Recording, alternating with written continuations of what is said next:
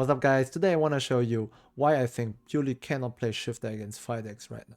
This video here is also a part of my second masterclass for Purrely, which will include everything you need to know how to build against the 5x, how to beat the 5x, and also some technical play that I learned from all the testing from the last weeks. Also, you can still acquire the first masterclass, which includes all the general plays you need to know for Purrely.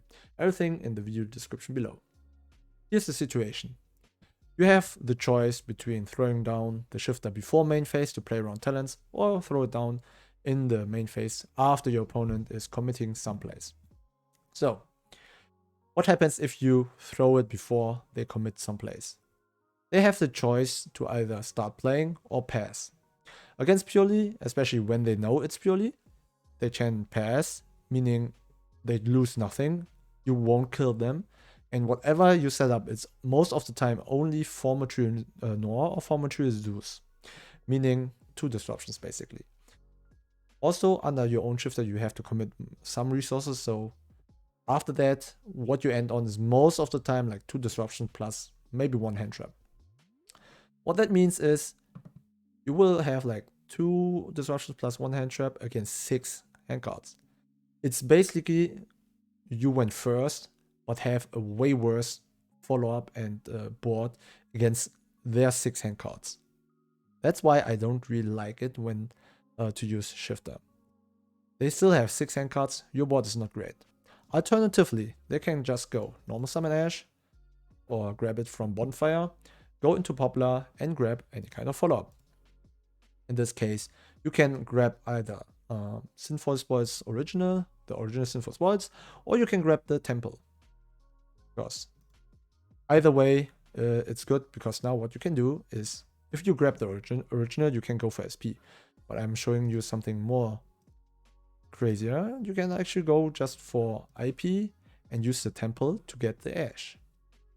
So you can add even more follow-up next turn. Let's say an Oak, so you can special summon Ash out of the banish zone.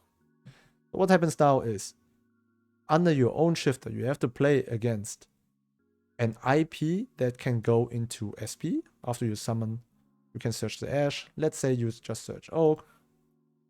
Now you can use Oak to special summon Ash out of the banish zone later. And now you have to play against the SP banish and also the second SP banish, which is super difficult. Either you negate the IP with like Imperm, Dark Ruler, maybe you have Street, but then they can just banish the Street and then banish your own monster. That is not great. So what happens now is, even if you can break everything and set up something, which is quite difficult, they still have 6 hand cards.